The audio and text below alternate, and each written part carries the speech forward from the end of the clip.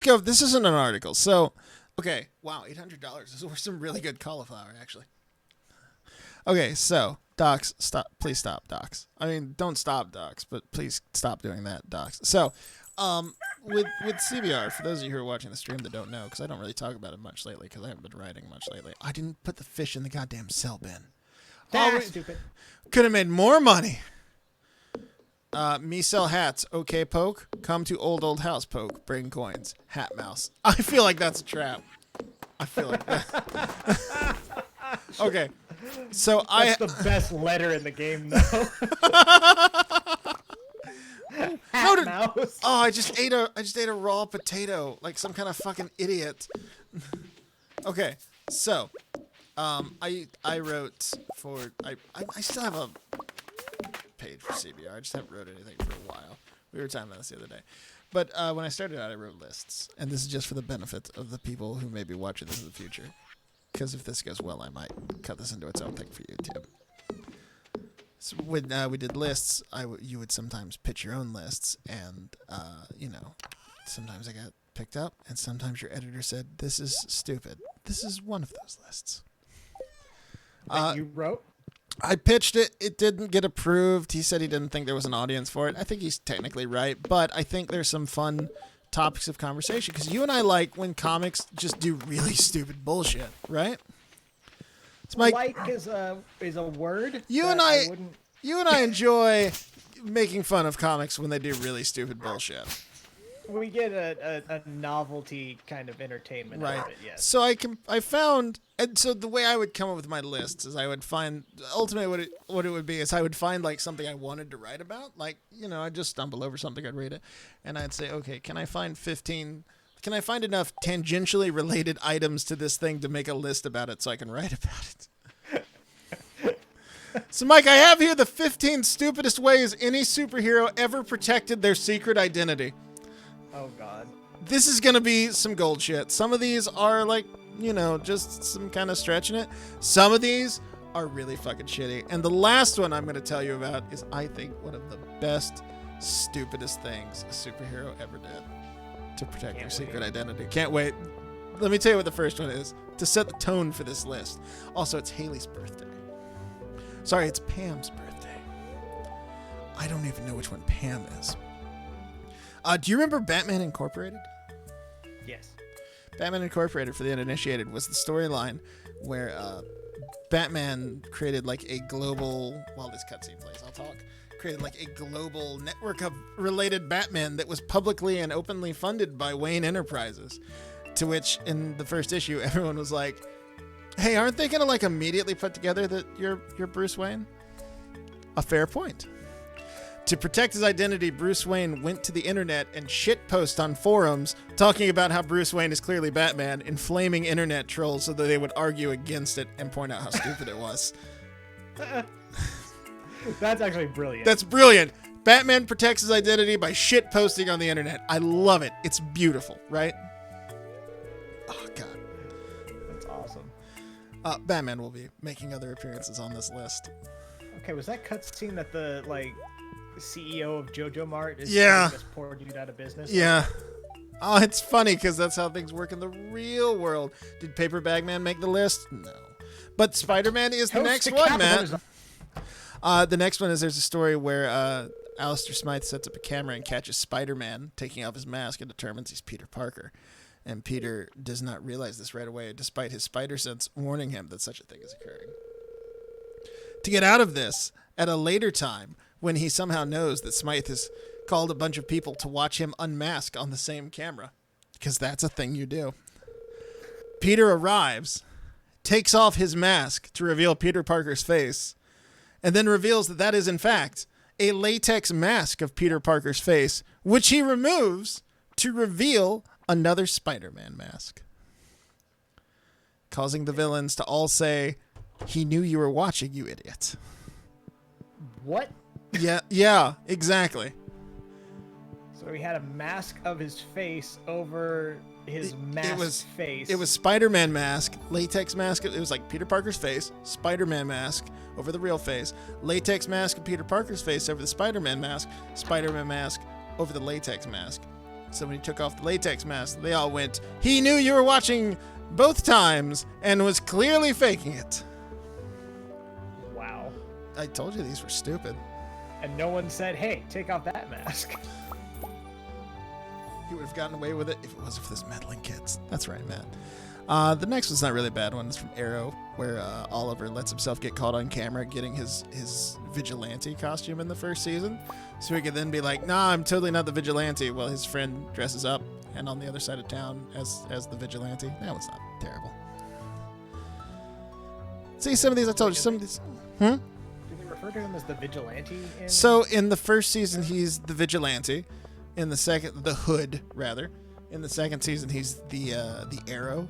And in the fourth season, he becomes the Green Arrow. Who the Green Arrow is actually believed to be a different person because the Arrow supposedly died in the third season. Uh-huh. It's weird. Yeah. It's Arrow. It's Arrow. Let's see. So this next one, there's a Flash storyline from the end of the run, right before Crisis on Infinite Earths, where Barry is on the lam because he's wanted for murder. He gets like fucking brutalized and is taken to Cloud City, and his face is destroyed, like it's got to be reconstructed. And he's like, "No, wait, I have an idea." And he has facial reconstruction surgery to make himself look completely different. The reason this is stupid is because the crux of the defense for his case in court was going, Barry Allen should be excused for killing the man who killed Barry Allen's wife because the Flash is Barry Allen. And then they unmask him, and he's clearly not Barry Allen, and they go, no, he's not. And the trial continues. So it was him. It was him. He got facial reconstructive surgery. Yeah, so and looked completely different. Wow. Yeah. So, let's see. Next up, we have another Flash one. And this one's going to be interesting because I want you to tell me if this story sounds familiar. So, going back a little bit to set this up, the second Professor Zoom, the second Reverse Flash, is fighting Wally and causes Wally's wife, who was pregnant at the time, to miscarry during their fight. A year later, they have another fight. Wally throws the new Reverse Flash into one of his time portal things because the second Reverse Flash didn't actually have super speed. He had the ability to move forward and backwards through time at will. And in doing so, he fucks up his timeline, and it causes his wife to never have miscarried. But since it's a year later, she just instantly becomes 9 months pregnant, goes into labor. And Wally's identity as the Flash at this point has been public for 20 years, right? Yeah. It was the whole gist after Crisis on Infinite Earths was Infinite Earths. Sorry, I'm turning into That's Twitch stream. Crisis on Infinite Earths.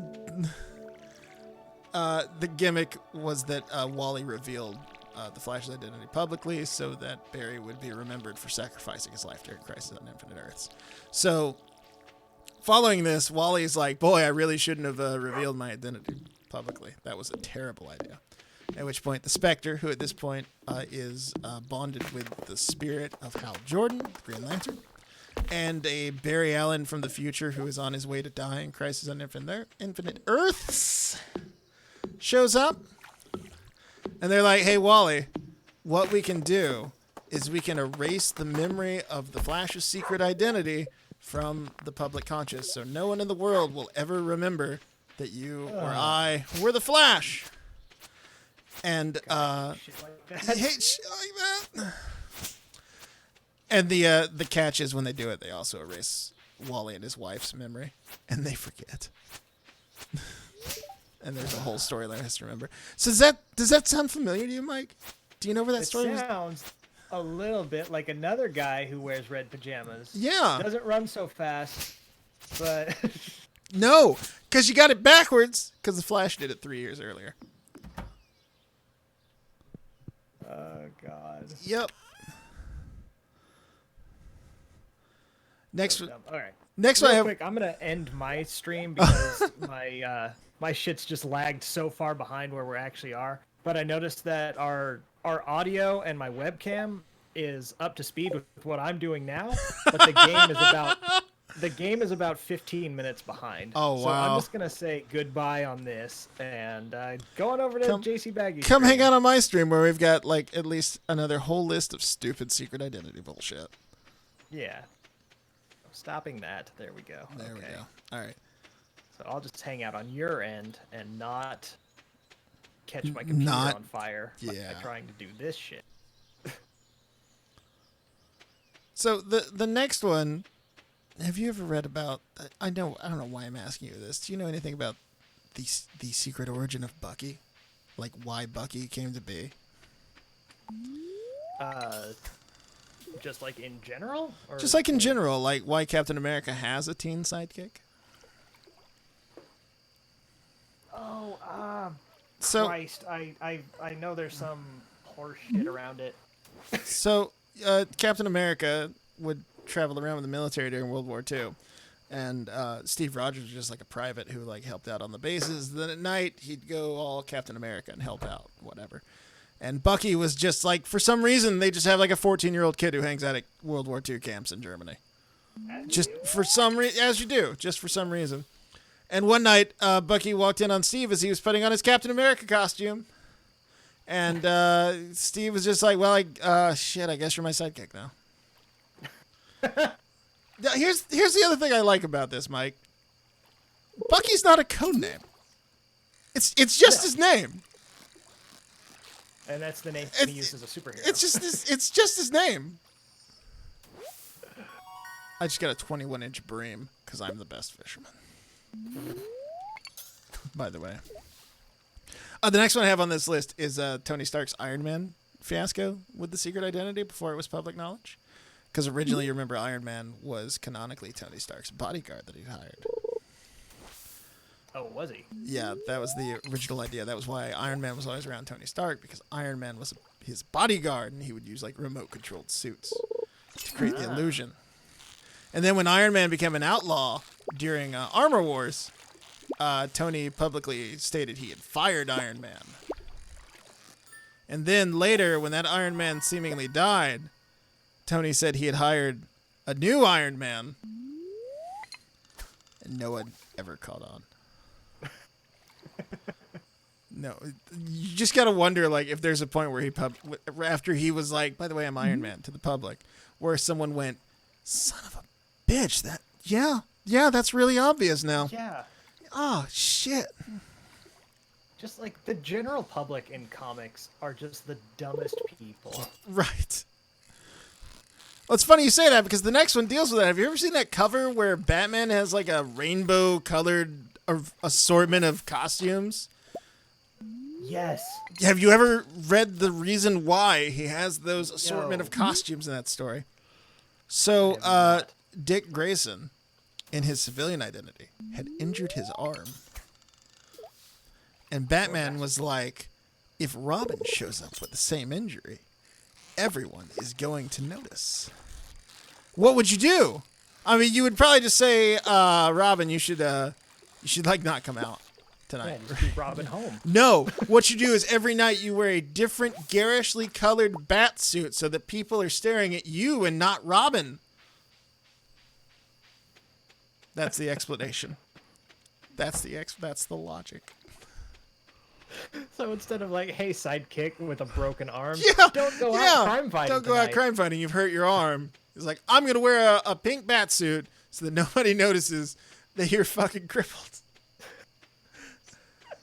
You're beyond useless to me out in the field, but you're still coming. But don't worry, because I'm wearing this bright pink bat suit. Don't worry, chum. You can still take a bullet. Wow. Oh, let's talk about Daredevil one. Have you ever heard? Nothing says that Robin was meant to be just the bullet catcher quite like that.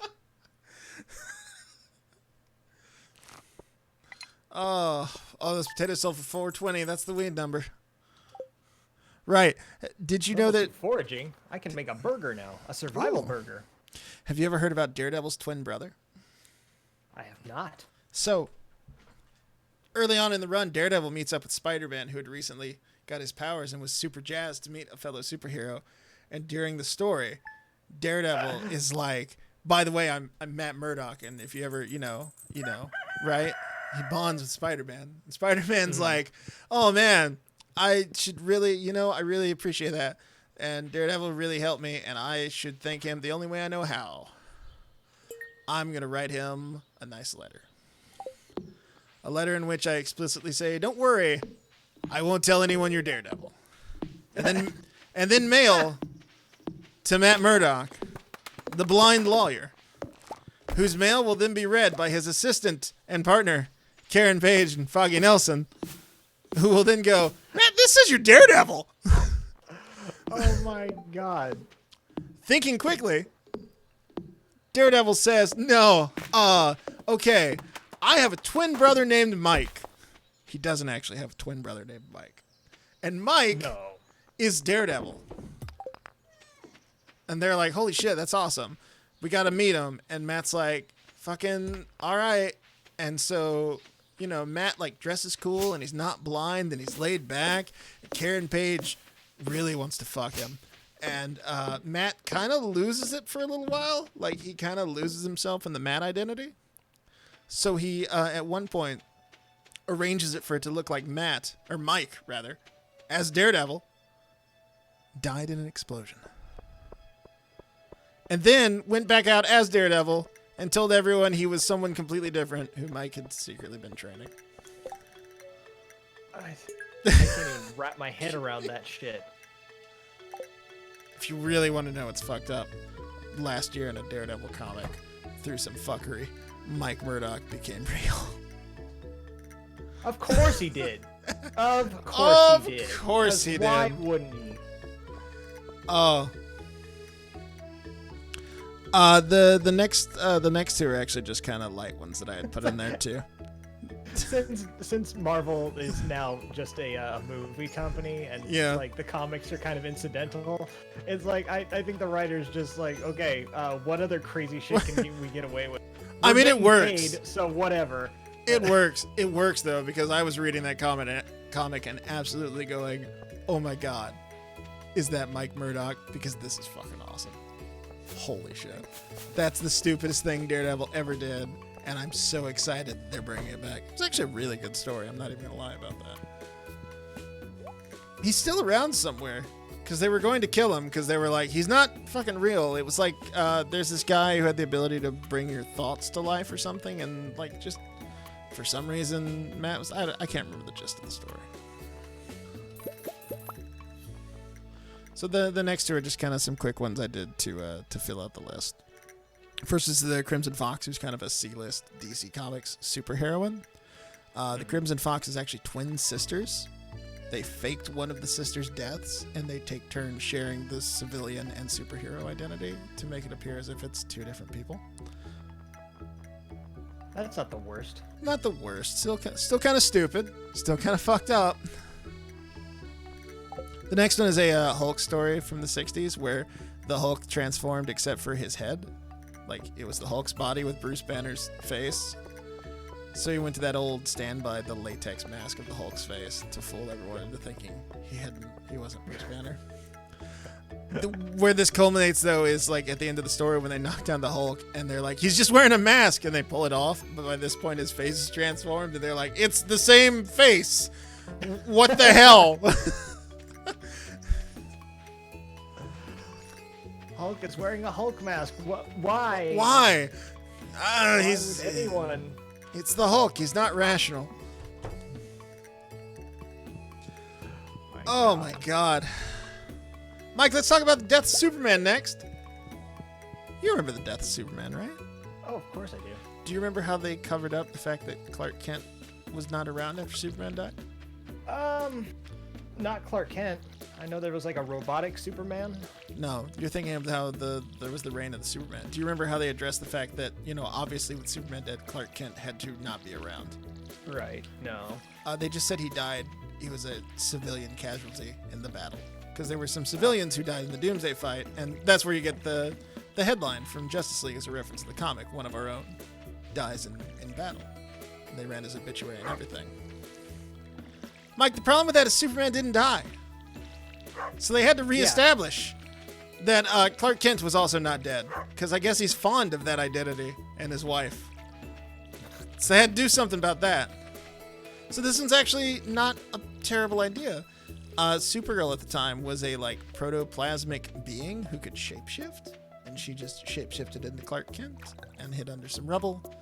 And they said, "Oh, he's alive. We assumed he was dead, but he's actually been under this rubble, and he survived." And Superman saves him, and everyone goes, "Look, they're two different people." That one actually kind of makes sense, right?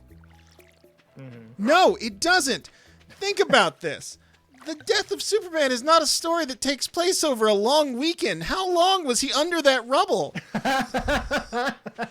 Like, he dies, he's buried, they mourn, the reign of the Superman thing happens with all 4 Supermen showing up and being accepted as their own unique thing, and then the real Superman comes back. Coast City gets blown up. That story takes place over like a week. And they're like, oh, Clark Kent's just, he's been under this rubble for like a week and a half, but he's fine. And look, it takes a while. Yeah, and Superman's back too. To clean all that up. And Superman's back too. That's fucking convenient.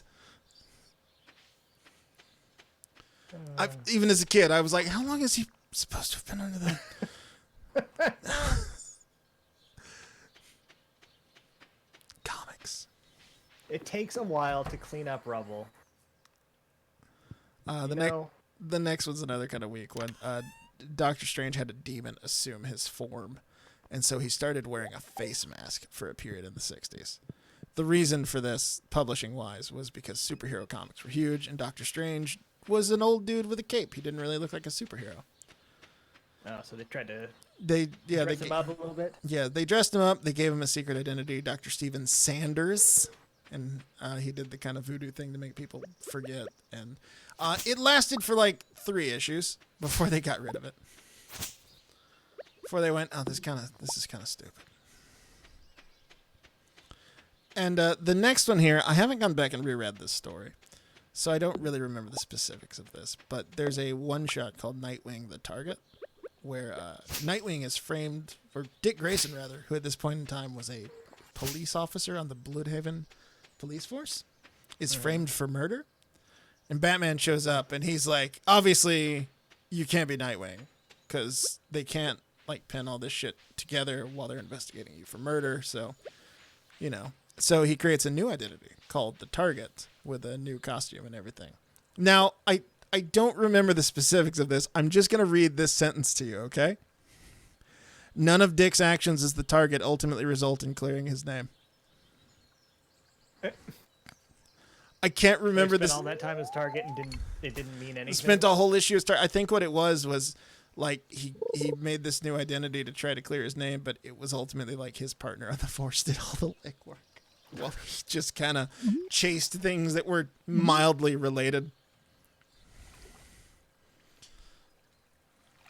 And that brings us to the last one, Mike. It's another Superman one. I want to paint the picture for this because this is one of my favorite stupid Superman stories. You remember Superman stories from the 70s, right? I mean, the ones that I've read, sure. The really camp, really stupid ones. Yeah. So this one's from issue 326. And I went and I checked the publication date on this the other day because when I found this list, I was like, oh man, I forgot I had read that comic. It's amazing. This comic came out, it's got a publication date of September 79, which means it came out like either the month before or the same month as Superman the movie. Okay. Like if you saw Superman and you were like, I want to read a Superman comic, this piece of shit is likely what you picked up. That's the first one on the newsstand. That's the first one on the newsstand. So I'm really excited to hear your thoughts on this one. So Superman is confronted by a man who has a contract which Superman signed stating that he will publicly reveal his identity on national television. That Superman will? That Superman will. Okay. He hypnotized Superman into signing this contract. Okay.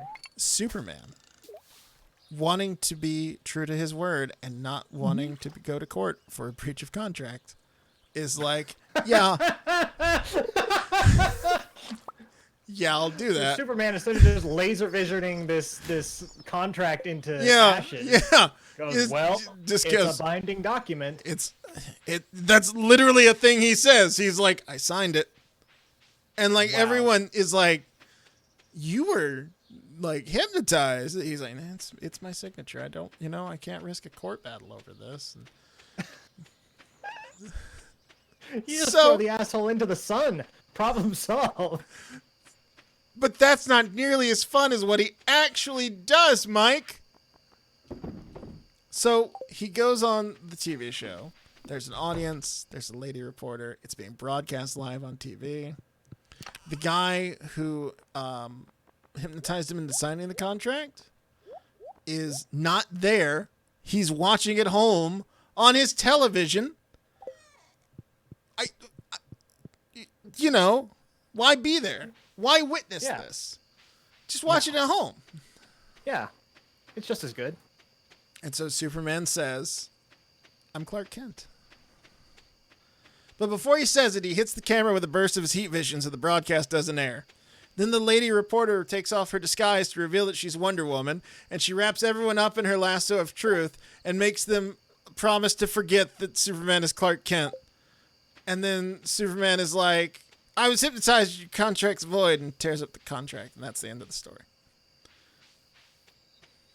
So at the end of it... he did what he should have done 20 pages earlier.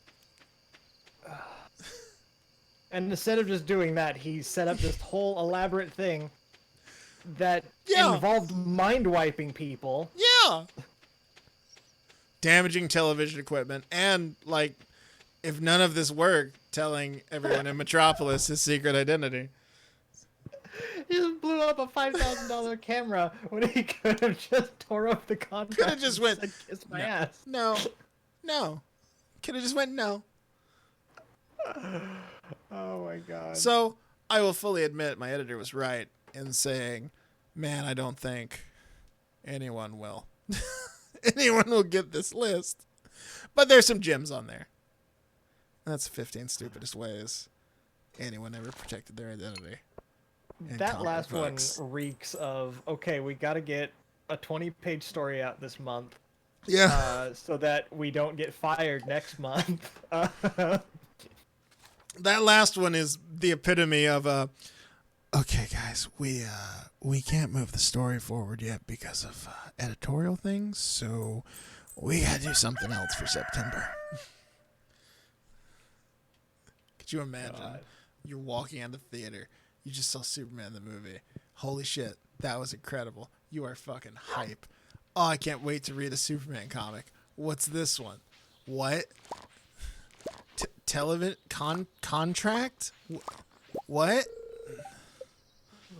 What am I looking at? What am I reading? Oh my god. Did you enjoy that list, Michael? Comics. Comics are great. I fucking hate comics. I'm always gonna love comics. I'm sorry. They're very dear to me. Comics were there for me during a very trying time in my life, and I'm always gonna love them for it. But holy shit, they can be fucking stupid. I mean, Jesus Christ.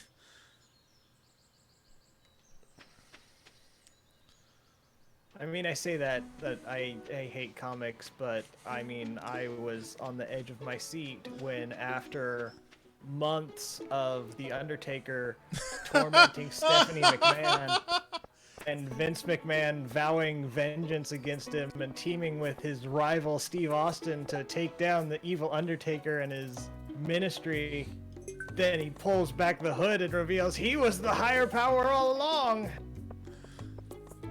So, my shit ain't much better. Someone said that in an interview years ago. I think it was a Wizard interview when they were talking with the writers of the WWE comics that came out in the 90s. You remember those gems. Oh, yeah. Yeah.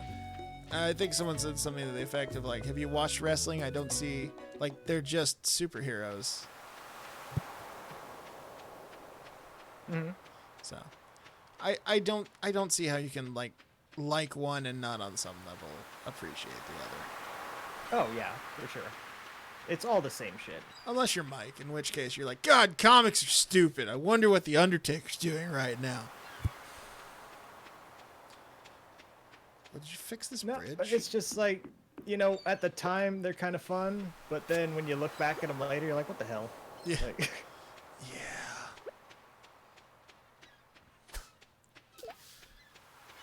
Especially when you're looking at them through the eyes of a 14-year-old.